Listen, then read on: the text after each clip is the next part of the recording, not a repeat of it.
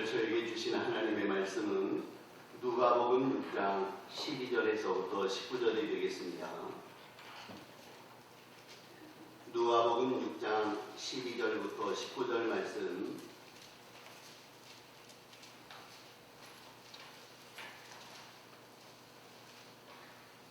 누가복음 6장 12절부터 19절까지 다 잘 줄 알고 우리 한 목소리로 공독합니다. 시작.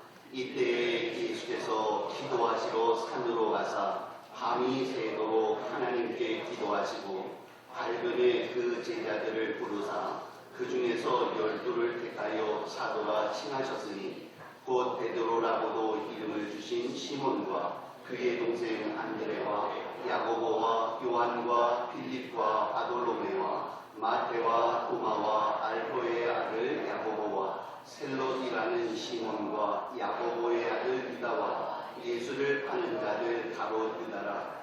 예수께서 그들과 함께 내려오사 평지에 서시니 그 제자의 많은 무리와 예수의 말씀도 듣고 병고침을 받으려고 유대 사방과 예루살렘과 두로와 시돈의 해안으로부터 온 많은 백성도 있더라. 더러운 귀신에게 고난받는 자들도 고침을 받은지라. 온 무리가 예수를 만지려고 힘쓰니 이는 능력이 예수께로부터 나와서 모든 사람을 낫게 하리로라. 아멘. 지난주일에 저희는 선한 목자 되신 예수님에 대하여 묵상하였습니다.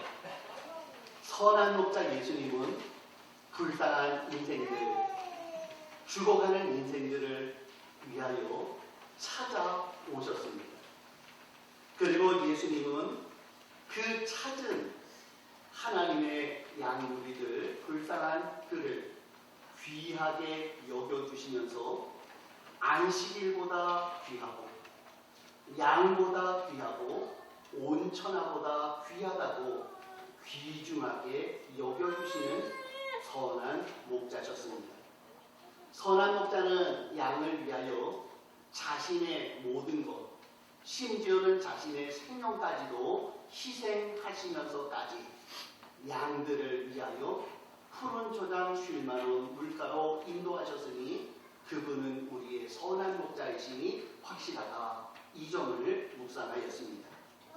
선한 목자 예수님은 우리 성도들에게 부탁을 하나 하셨습니다. 나와 같이 여러분도 목자가 되십시오. 선한 목자 되셔서 지금 죽어가고 있는 그들, 갈 길을 찾지 못하여 방황하는 그들에게 푸른 초장 쉴만한 물가로 인도하는 희생의 선한 목자가 되시기를 바랍니다. 그러셨습니다. 그런데 저희들은 그 주님의 말씀에 선한 목자 되기는 좀 힘들고 그냥 목동 정도만 되겠습니다. 이러한 마음들을 가질 수밖에 없다. 그런 말씀까지 드렸습니다. 아무튼 선한 목자 되신 예수님이 이 땅에 오신 가장 큰 목적은 영혼을 구원하는 것입니다. 그들에게 단순히 먹을 것을 주고 병을 고쳐주는 그것이 아니라 그들로 하여금 영원한 천국을 소유하고 영생을 누리며 천국에서 구원받는 복된 백성이 되어지는 것, 그것을 우리 주님은 목적하여 이 모든 일들을 행하셨다는 것이죠. 오늘 본문에 보니까 예수님께서 목자로서의 선한 일들을 담당하시는 우리 주님의 삶의 모습 몇 가지를 살펴보게 되면서 우리도 우리 전도해야 될 우리들 어떤 자세를 가져야 되겠는가 묵상할 것입니다. 첫째로 오늘 예수님께서 하신 행동을 보니 예수님은 영혼을 구원할 제자를 부르시기 위해 먼저 기도하기 시작하셨다라는 점입니다. 오늘 본문 12절에 보니까 이렇게 말씀하십니다. 이때에 예수께서 기도하시러 산으로 가사 밤이 새도록 하나님께 기도하시고 그러셨네요. 자, 예수님께서 12절에 보니까 기도하시러 산에 가셨고 산에서 기도하셨다. 이렇게 말씀하세요. 예수님의 사역 중에 가장 중요한 사역은 기도하심이었습니다. 그래서 예수님은 40일 금식기도 하셨고요. 예수님께서는 겟세마네 동산에서 마지막 기도도 하셨습니다. 그런데 예수님의 그 기도 생활을 가장 정확하게 표현해주고 의미있게 표현해주는 구절이 누가복음 15장 15절입니다. 거기에 보니 이렇게 기록되어 있어요. 예수의 소문이 더욱 커지네 수많은 무리가 말씀도 듣고 자기 병도 고침을 받고자 하여 모여오되 예수는 물러가사 한적한 곳에서 기도하십니다. 그러셨어요. 예수님의 소문을 듣고 수많은 사람들이 예수님께 왔습니다. 그리고 예수님으로부터 병고침을 받기도 하고 예수님의 위로를 받기도 했습니다. 예수님은 그들을 위로하고 고쳐주기도 하셨어요. 그런데 주님께서는 그 일을 감당하시는 중에도 우리 주님이 잊지 않고 하신 한 가지 사역이 있는데 그것은 기도를 놓치지 않으셨다. 그것입니다. 사역이 너무 바쁘셨기 때문에 사람들을 전도해야 되기 때문에 우리 주님께서 기도하는 것은 나중 일로 미뤄놓지 않으셨다는 거예요. 우리 성도들 중에 가끔 이런 얘기를 하세요. 요즘 어떠십니까? 그랬더니 하시는 말씀이 요즘에는요 주님의 일을 하느라고 너무 바빠서요 요즘에는 기도할 시간이 없습니다. 그렇게 얘기하시는 분이 계세요. 새벽 기도에 왜 잘 안 나오세요? 그랬더니 너무 어저께 봉사를 너무 열심히 해가지고요 그래서 지쳐가지고 안 됩니다. 우리 교회는 주일 새벽 기도회를 잘 안 나와요. 왜 안 나오나 그랬더니 주일날 새벽 기도회 나오면 그 주일 하루 종일 힘들 거를 예상하고 안 나오시는 분들이 꽤 많이 계십니다. 우리 주님은 그분들에게 말씀하실 거예요. 옳지 않다. 왜요? 기도는 어떤 상황에서도 뒤로 물러나야 될 요소가 아니다라는 점이에요. 우리들이 잘 알고 있는 종교개혁자 루터, 그는 종교개혁을 하면서 굉장히 바빴습니다. 그러면서도 그는 계속 열심히 기도했던 사람이었어요. 그런데 그가 기도에 대하여 유명한 이런 얘기를 했습니다. 저는 하나님의 사역을 위하여 매일같이 열심히 기도했는데 요즘은 너무나도 바빠서 기도 시간을 2배로 늘렸습니다. 정신없는 사람 아니에요? 너무너무 바빴으면 기도 시간을 반으로 줄여야 되는데 루터는 말합니다. 저는 요즘 너무 바쁘기 때문에 주님을 위하여 사역해야 되기 때문에 저는 기도 시간을 2배로 늘렸습니다. 이렇게 말씀하고 계시는 거예요. 그렇습니다. 우리 주님께서는 주 하나님이 기뻐하시는 일들을 행하기 위하여 우리 주님은 그 일들을 하기 전에 먼저 기도하는 분이었다라는 점을 강조하고 계십니다. 특별히 예수님께서 앞에 중요한 문제를 놓고 계세요. 그것은 제자를 세우는 일입니다. 제자를 세우는 이 일을 그냥 아무렇게나 행할 수 있는 일이 아니었습니다. 하나님이셨던 예수님도 이 일을 위하여 주님의 제자들이 주님 돌아가시고 난 다음에 복음 전파에 충차지한 일들을 감당해야 될 것을 아셨기에 우리 주님은 그 중요한 일을 맡을 제자를 세우는 일을 놓고 우리 주님이 산에 올라가 밤새도록 기도하셨다라고 말씀하십니다. 우리는 여기서 산에 올라가 밤새도록 기도하신 예수님의 모습을 보며 먼저 기도를 앞세우신 주님의 모습을 보는 것입니다. 러시아 속담에 보면 그런 얘기를 한다고 합니다. 여러분이 전쟁터에 나가려면 먼저 한 번 기도하십시오.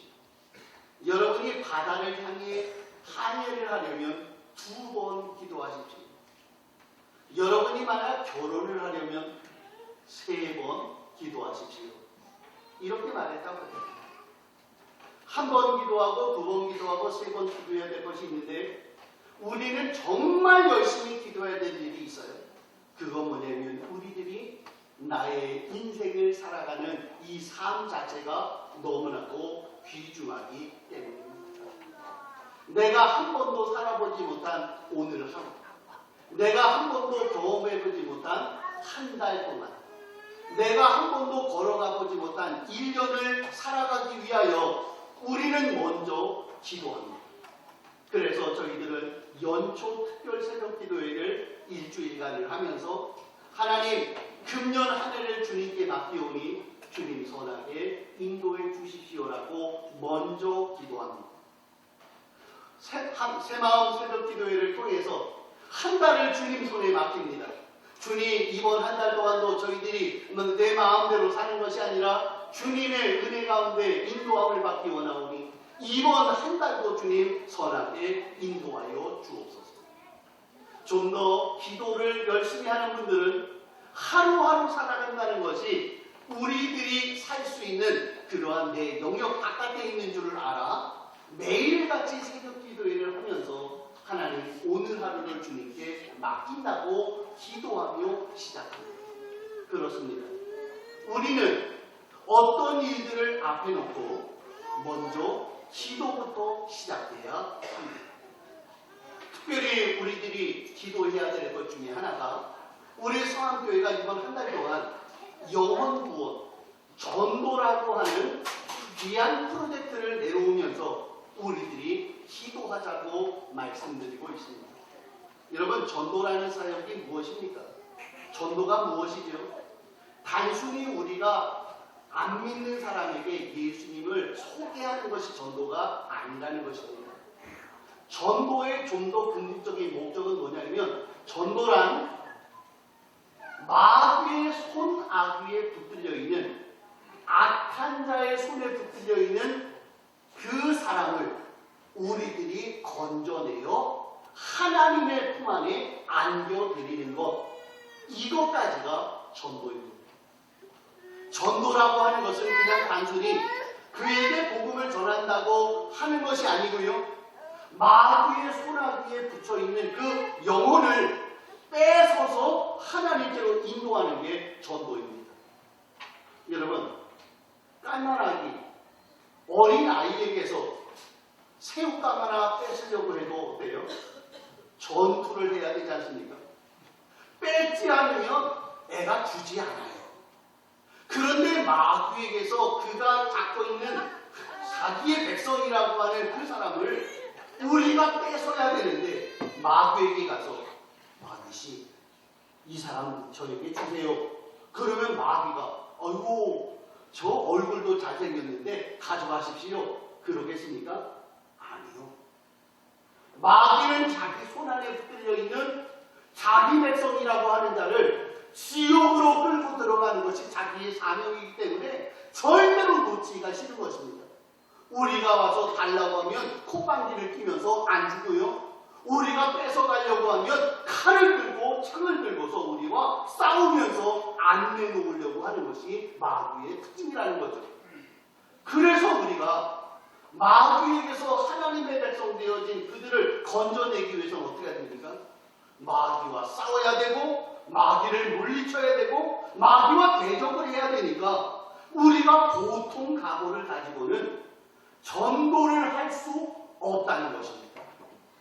이 귀한 일들을 앞에 두고 있기에 우리는 뭐 해야 돼요? 예수님처럼 기도해야 된다는 것입니다. 하나님 마귀의 세력을 물리쳐 주세요. 악한 자의 세력이 감히 나를 향하여 대적하지 못하도록 하나님께서 그 악한 자의 세력을 무찔러 주시고 그의 세력을 짓눌러 주시는 역사가 있기를 원합니다. 기도해야 된다는 것입니다. 오늘 예수님께서 제자를 세우는 이 일들, 이 일을 함에 있어서 우리 주님은 산에 올라가 밤새도록 기도하셨다라고 말합니다. 예수님이 왜 산에 올라가셨죠? 산에 올라가신 이유는 남들에게 방해받지 않기 위해서입니다. 특별한 하나님과의 관계를 위하여 장소를 구별하고 그 자리에서 하나님과 온전하게 교제하기 위한 주님의 모습을 보여주고 있습니다. 여러분, 우리들이 영혼 구원을 원하십니까? 그렇다면 우리들은 장소를 좀 구별해야 됩니다. 새벽 기도의 내 장소, 또 본당에 왔을 때의 내 장소, 내 가정에서 내가 꼭 이 문제를 놓고 기도해야 될 특별한 장소를 정해 놓아야 된다는 것입니다. 특별히 예수님은 산에 올라가 어떻게 기도하셨죠? 예수님은 밤을 새워 기도했다는 것입니다. 예수님은 기도하실 때 그냥 스쳐 지나가면서 하나님 제자를 뽑을 테니 제자를 잘 뽑게 해주세요 이렇게 기도한 것이 아니라 밤새도록 기도하면서 하나님이 중요한 일이 있으니 이 일을 위하여 하나님 역사하셔야 됩니다라고 밤새도록 기도하셨다는 것입니다. 예수님은 중요한 문제가 있을수록 오래 기도하셨어요. 예수님께서는 생애를 공생에 시작하시기 전에 기도해야 되겠다 생각하시니 어떻게 기도하십니까? 무려 40일 동안을 금식하며 기도하셨습니다. 예수님께서 십자가 지실 일이 너무나도 중요하기 때문에 예수님은 겟세마네 동산에서 3번씩이나 기도하시되 땀방울이 핏방울로 변하기까지 열심을 다해 목숨을 걸고 기도하셨던 기도의 양을 늘리신 우리 주님의 모습이었다라는 것입니다. 여러분, 우리들도 그렇지 않습니까? 우리들도 중요한 문제가 있으면 열심히 기도하지 않습니까? 저는 1년 중에 한 번 깜짝 놀랄 때가 있습니다. 언제 깜짝 놀랐냐면요, 매해 11월 수험생을 위한 수능일 특별 기도회, 그날은 제가 깜짝 놀랍니다. 왜냐하면 수능일 기도회는 오전 8시 30분부터 시작해서 오후 4시까지 하게 됩니다. 평상시에는 기도 10분도 안 하는 분이에요. 그런데 그분이요, 수능일 그날 보면 앞자리가 그분 계시면 시험에 드시면 안 되는데 그 자리에 보면은 8시 반부터 오후 4시까지 그냥 앉아가지고 그냥 끄덕끄덕 하면서 그러면서 기도하세요. 왜요? 지금 시험장에 들어가서 시험 보고 있는 그 아이, 내 아들, 내 딸을 위해서 내가 이렇게 따지라고 기도하지 아니하면 우리 애가 온전히 시험 못 치르면 어떡하냐고 그 마음 가지고서 그냥 8시간 이상을 기도의 자리에 앉아 계세요. 어디에서 그런 힘이 나옵니까? 그것은 중요한 문제가 코앞에 떨어져 있기 때문에 그런 것 아니겠습니까? 사랑하는 성도 여러분, 이제 저희들이 지난 주간에 기도표를 내드렸습니다. 우리 집사님들 이상 되신, 설립자님들 이상 되신 분들은 우리 일주일에 1시간만이라도 기도해 주시라고 기도표를 내드렸어요. 왜 우리 전교우들이 일주일 동안 우리 기도하자라고 그 내용을 드리면서 왜 그렇게 귀찮게 기도하자고 말합니까? 그것은 한 가지입니다. 영적인 전쟁, 생명을 구원하는 일을 행하기 위하여 우리들이 나가서 전도하는 것, 그것에 앞서 우리들이 해야 될 일은 예수님처럼 먼저 기도해야 죽어가는 영혼을 건질 수 있고 살릴 수 있는 귀한 원동력이 기도에서부터 나오기 때문인 줄 믿기 때문입니다. 사랑하는 성도 여러분, 동참해 주시기를 부탁합니다. 여러분, 기도해야 돼요. 내 자신이, 우리 성도들이, 우리 교회가 영혼을 구원하기 위하여 먼저 기도를 시작해야 되는 것은 우리의 사명으로 하나 기도부터 시작할 수 있는 우리들이 될 수 있기를 소원합니다. 또한 오늘 예수님이 영혼 구원의 사역을 보니 두 번째로 하신 일은 예수님은 다양한 사람들을 구원하기 위하여 다양한 제자들을 부르셨다는 것입니다. 오늘 본문 14절 이하에 보니까 베드로라고도 하는 이름을 주신 시몬과 그의 동생 안드레와 야고보와 요한과 빌립과 바돌로메아, 그러면서 12명의 이름을 쭉 기록하고 계세요. 그런데 그 12명의 그 면면을 보니까 어부, 세리, 열심당원, 다양한 종류의 직업을 갖고 있는 사람이 있다는 것이죠. 예수님의 사도, 12사도 말고 다른 제자들을 보니까 다른 제자들은 의사도 있고요, 건물주인도 있고요, 공회원도 있고 부자도 있고 율법학자도 있었습니다. 예수님이 왜 그렇게 다양한 제자들을 다양하게 불렀을까요? 이유는 한 가지랍니다. 부른 그 사람을 통해서 그 사람이 속한 그 주변 영역에 있는 직업군들을 구원하시고 싶은 주님의 모습이랍니다. 제가 예전에 있던 교회에서 그 교회 보면 집사님 중에 한 분이 주목세계에 계시던 분이 계셨어요. 사실 교회 안에는 여러분들이 교회를 오기 때문에 어떤 때에는 좀 이상하게 험상궂은 사람이 와가지고 와서 목사하고 교역자들 또 직원들을 공갈 협박할 때가 가끔 있거든요. 그런데 이제 하루는 그분이 이제 오셨어요. 좀 험상궂은 분이 딱 들어오셨는데 일단 저도 마음이 아주 불편했지. 저분을 어떻게 돌려보내야 되나 그러고 있는데 그때에 이 세계에 계시던 분이 딱 등장을 하더니 저 누구죠? 예, 저 이상한 분이 오셨는데 그랬더니 그분이 뚜벅뚜벅 가시는 거예요. 그래서 그분한테 뭐라고 했습니다. 그랬더니 그분이 인사하고 그냥 갔어요. 물어봤습니다. 집사님 뭐라고 그러셨어요? 그랬더니 그분이 하는 말이 너 누구 알아? 그 사람 나랑 동기야. 그랬다는 거야. 그랬더니 그 깡패가요. 깜짝 놀라가지고 어디 그분하고 동기세요? 그러면서 인사를 딱 하고 제가 왜 이 얘기를 하냐면요. 우리들이 전도할 때 깡패한테 지금 이 중에 깡패 계시면 안 되는데 깡패한테 전도할 수 있어요? 무서워서도 못하잖아요. 그런데 이 세계에 계신 분들은 그 사람이 자기 친구들 아닙니까? 그러니 깡패 같은 분들 한 분을 전도해주면 그분이 어때요? 그 주변에 있는 분들을 전도하여 그분들을 주의 공으로 인도할 수 있게 돼요. 교회 안에 있는 누구도 와야 됩니까? 깡패도 와야 된다는 거예요. 요즘에는 전도, 선교사에 대해서 이런 개념들을 갖고 있어요. 자비한 선교사, 또 전문인 선교사라는 이야기들을 합니다.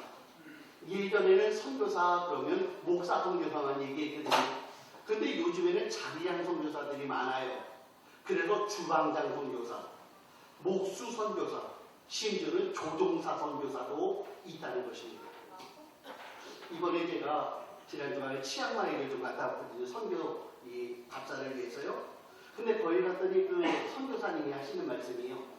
그 태국에 거기에 교회들을 세워주고 교회가 좀 더 성장하기 위해서는 거기에 어떤 분야가 필요하냐면 음악, 악기를 통해서 좀 은사들을 발휘할 수 있는 그러한 분야가 있으면 좋겠는데 그 중에서 특별히 건반을 하시는 분들이 좀 와줬으면 좋겠다는 거예요.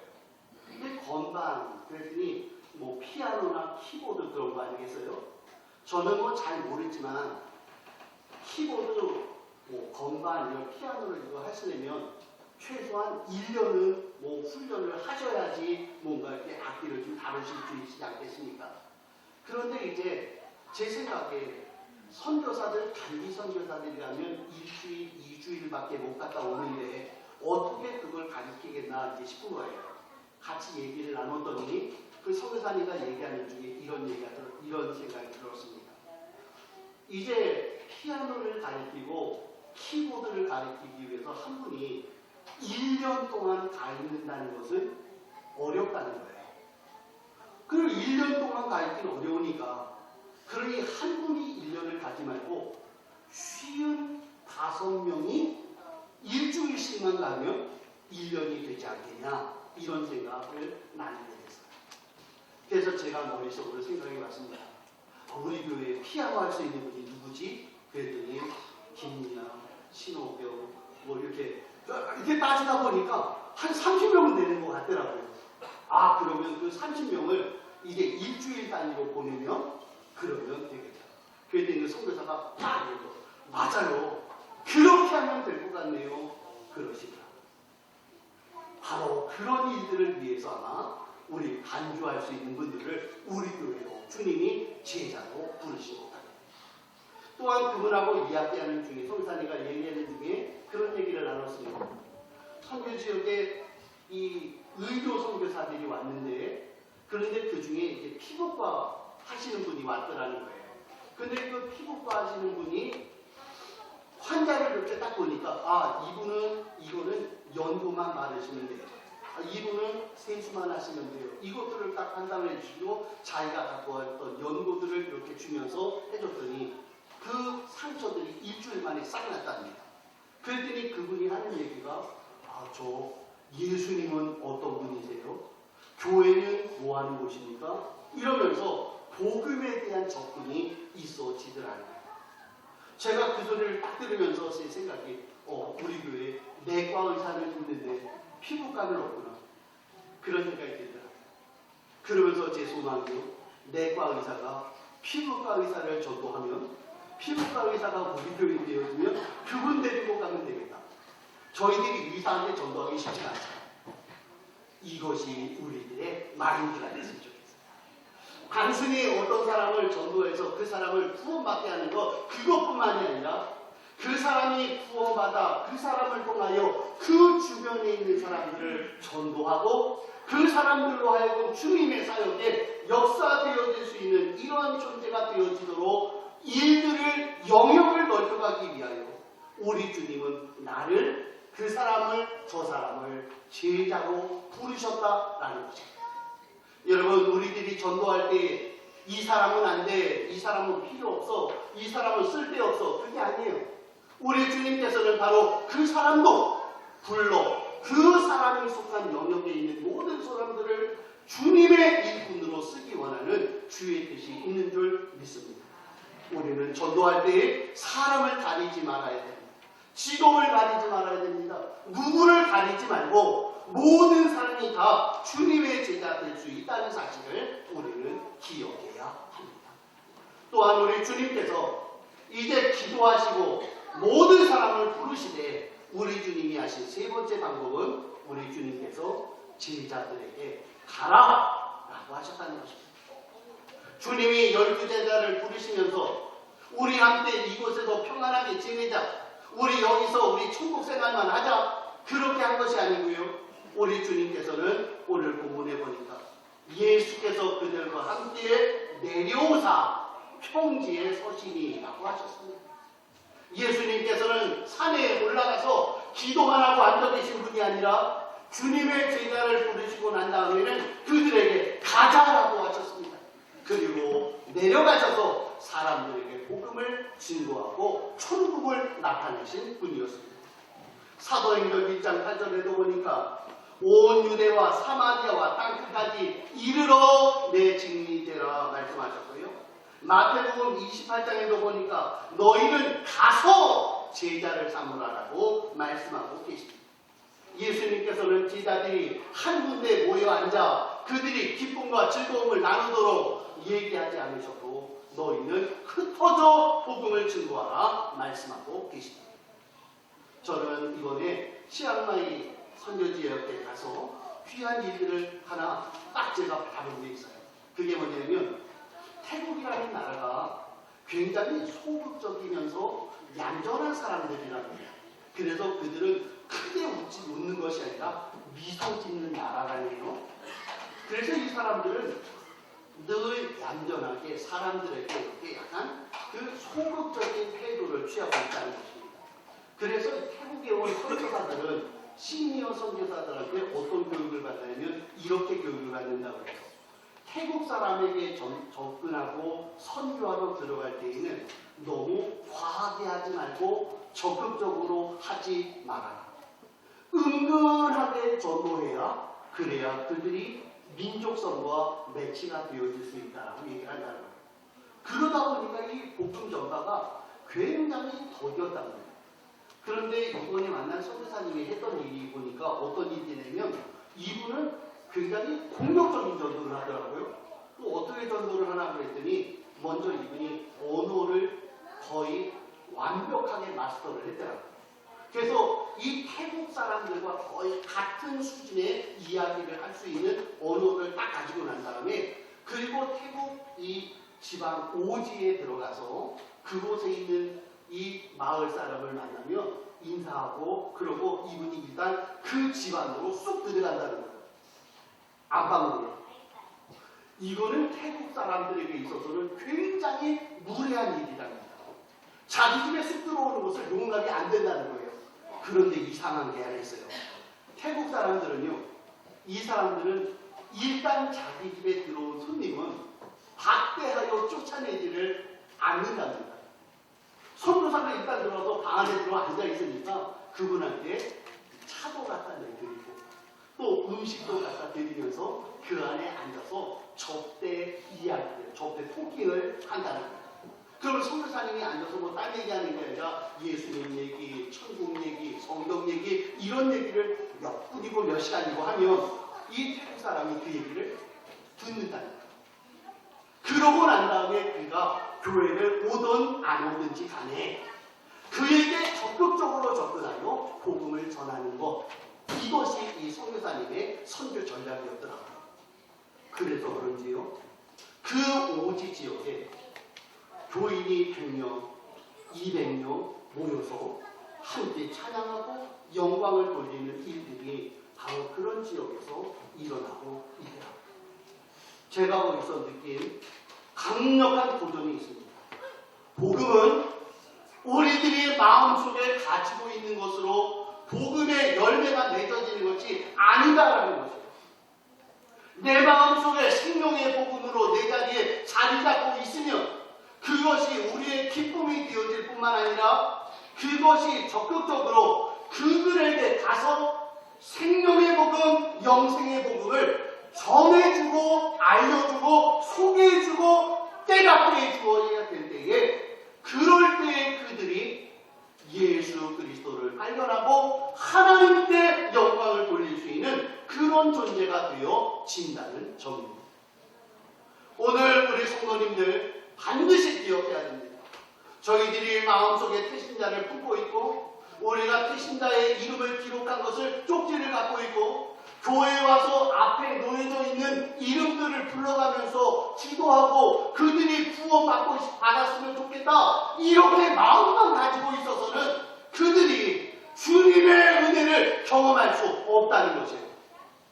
오늘 주님은 우리에게 강력하게 말씀합니다. 기도하라. 그들을 마음에 작정하라. 그리고는 그들에게 가서 생명의 복음, 은혜의 복음을 그들에게 직접 전해야 그들이 주 앞으로 돌아올 수 있다라는 점들을 보여주고 있는 것입니다. 사랑하는 성도 여러분, 우리들이 남편이 예수 믿지 않는 것, 아내가 예수 믿지 않는 것, 자녀들이 예수 믿지 않는 것 때문에 안타까워하고 그를 위해서 기도하는 것, 그것이 필요합니다. 그러나 기도하는 것이 어느 선에 갔다면 그 다음에는 그들에게 말해야 합니다. 예수 믿어야 한다. 교회 나와야 한다. 천국 가야 한다. 영생을 누려야 한다라고 그들에게 부담이 되더라도 그들에게 생명의 복음을 전해야 그들이 예수 그리스도를 마음에 믿고 구원받아 영생 얻어 우리가 천국에 갈 수 있는 복된 주의 백성 되어질 줄 믿습니다. 오늘 예수님께서는 주님의 제자를 선택하시고 복음을 전하시기 위하여 중요한 단계 몇 단계를 지나셨습니다. 먼저 그 일을 위하여 기도를 시작하셨고 그들을 가슴에 품으셨고 그리고는 그들에게 직접 찾아가셔서 그들에게 생명을 전하실 때 그들이 온전한 주의 백성 되어지는 놀라운 기도 역사를 누린 것처럼 오늘도 우리 성암교회 비록 부담스러운 전도의 일이지만 그래도 저희들이 생명의 복음을 전하는 이 일이 우리에게 가장 중요한 일인 줄 알아 우리가 기도를 시작하고 그들을 품고 적극적으로 그들에게 전도하고 선교함으로 바로 그들을 하나님의 백성 만드는 놀라운 역사 우리 모두에게 넘쳐날 수 있기를 간절히 소원합니다. 기도하겠습니다.